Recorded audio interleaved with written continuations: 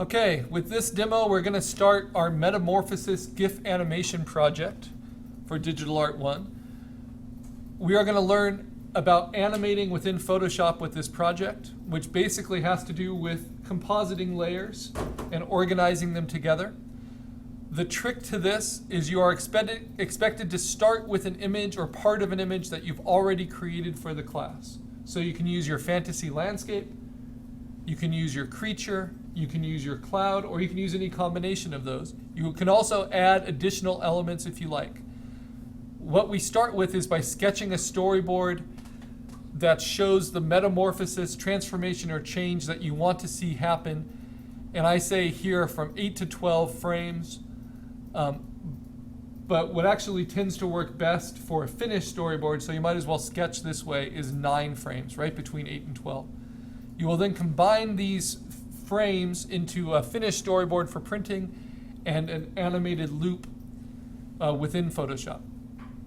The storyboard is actually the thing that we're going to print for our portfolio. The loop will be something that you can share online. So, how do we get started with something like this?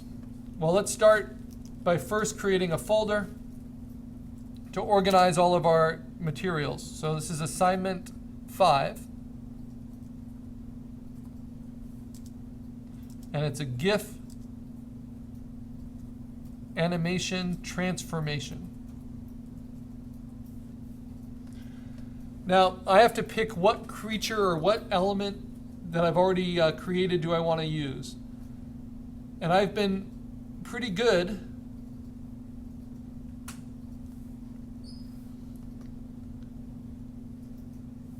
about cutting out my creature. So I think I'm definitely going to want to use my creature because I have a nice finished cutout of him. You can see that as the PNG here. And then I have to ask, what do I want to do to this creature? What kind of transformation can happen? Well, he's got this volcano in him, so it seems obvious that he's going to be kind of have an eruption happen. All right. And then I have to ask, do I want that to happen within a landscape, or do I want it to happen just within blank space? And that's tricky. I could definitely have it happen within a landscape. I have that fantasy landscape ready. In fact, I even have the assignment where we put him into the landscape.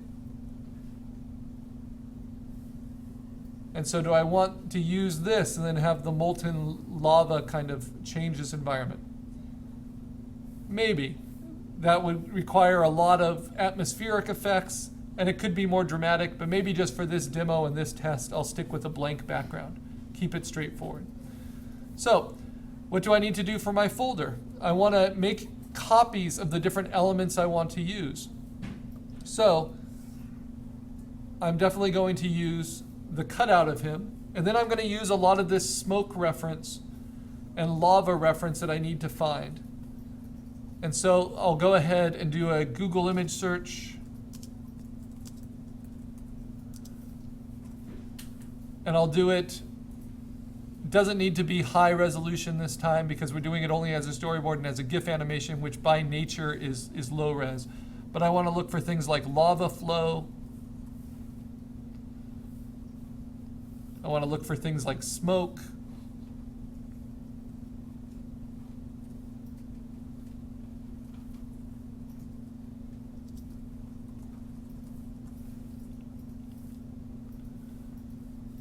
And I'll start collecting some of these reference images to use and put them into a folder.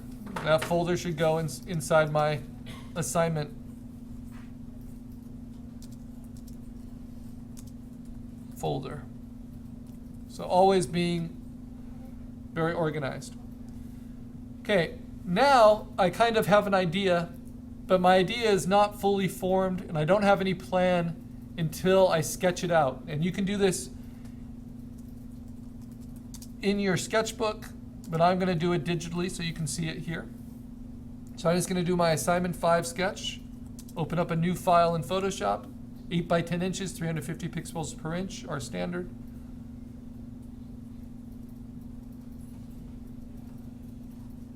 And I'm just going to sketch it out with regular black ink small brush, fairly hard, 100% opacity, but I'm going to do it on a layer on top. Okay, so I have white paper underneath. Okay, the first thing I'm going to do is I'm going to sketch out 9 squares.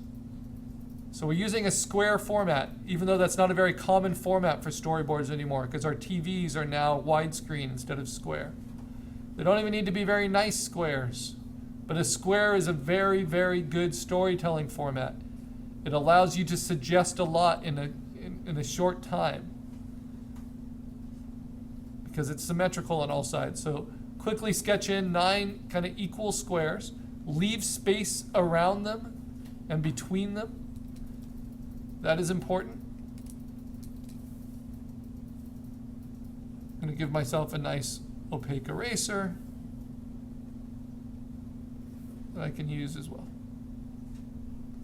because we're going to make little notes on our sketch for what we're trying to do. It's not about drawing well, it's about communicating your idea. So when we start a story, we always have to establish our characters and our scene. So I'm going to start my story just very simply with my creature. So I'll do a quick little drawing. Here's my creature. He's got this big hand. Here's his head. Here's his other arm. He's all spiky. He's got lava. All right. So I'm going to make a little note here. This is where I'm introducing my character. Now, for those of you who are using a setting, you want to introduce your backdrop, your scene. And maybe your character's in a scene, maybe your character isn't, but you're just going to introduce that. Your first frame is just establishing that. And I also think I want to probably have a shadow underneath my character to ground him a little bit. Because even though it's empty space, when you tell a story, there is no such thing as nowhere. We're always going to assume where they are. So I'm going to ground him with a shadow.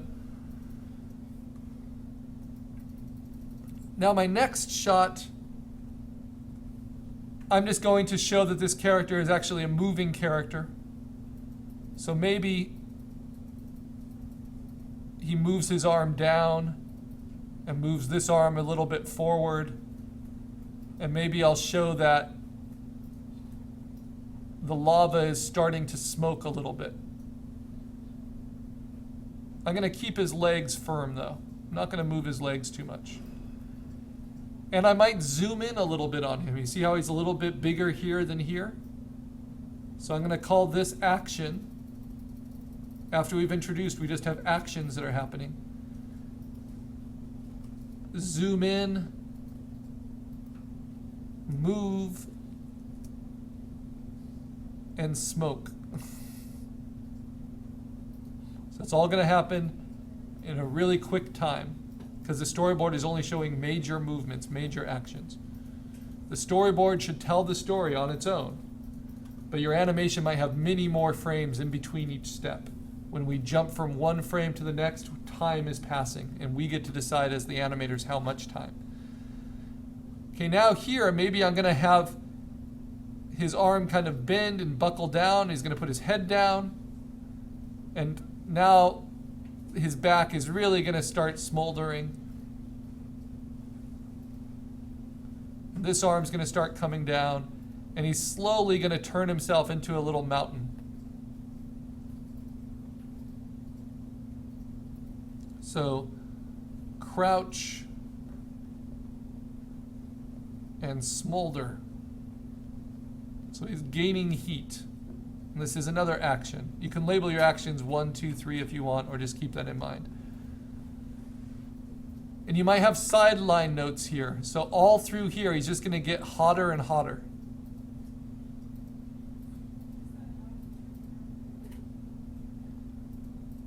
Ready to blow. And you want to think of your story in terms of 3 stages. Beginning is these first 3 panels.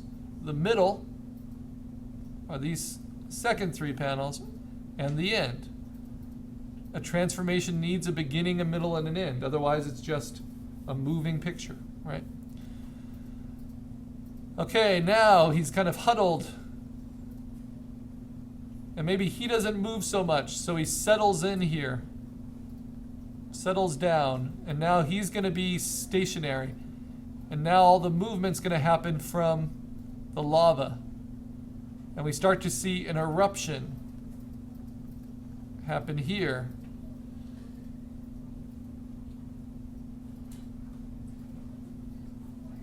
It's a pretty big transformation.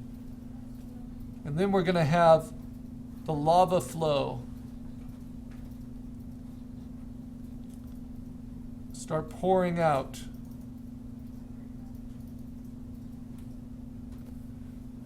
Okay, next we're going to have the lava running off.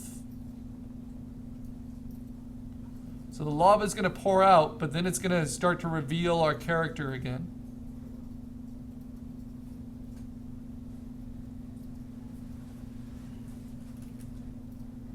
And then maybe he's going to raise up a hand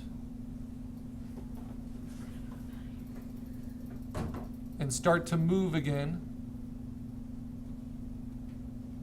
It'd be cool if I had time to make him kind of shake off the lava like a wet dog.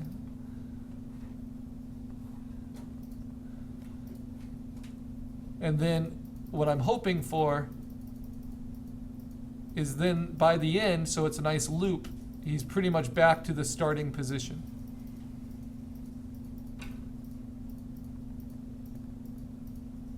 So this is like a sneeze for him. It's something that happens every once in a while. It's going to happen over and over again.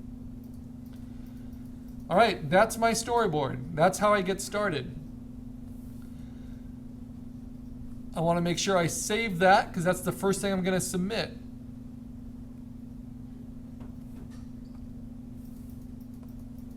And I want to save it, whether it's in your sketchbook or digitally, I want to save it just as a JPEG that I can submit later.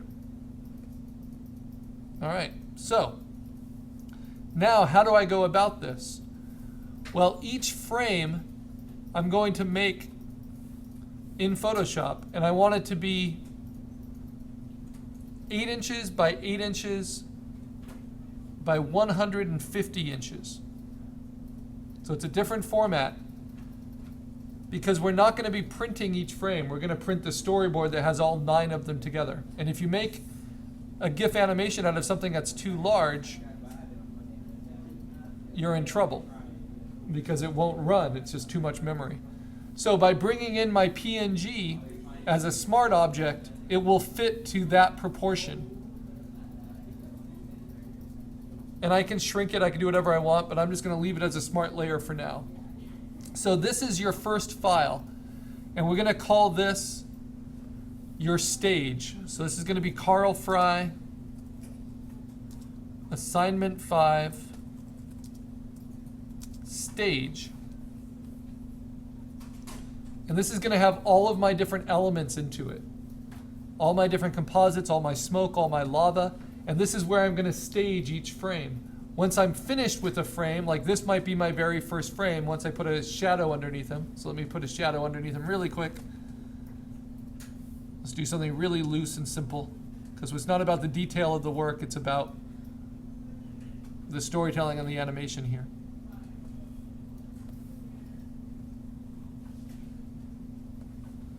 Fill a shape with middle gray, and then I'll Gaussian blur it some more. And then maybe burn it.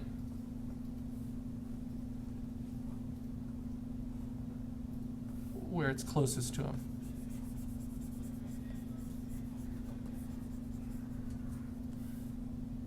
And then maybe softly erase it out. This is the quick way to do shadows. At a low opacity at the edges. Using all our compositing skills, right?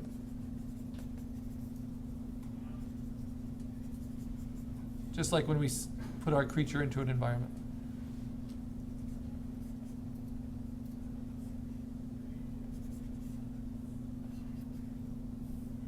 Okay, so let's say that's my first frame.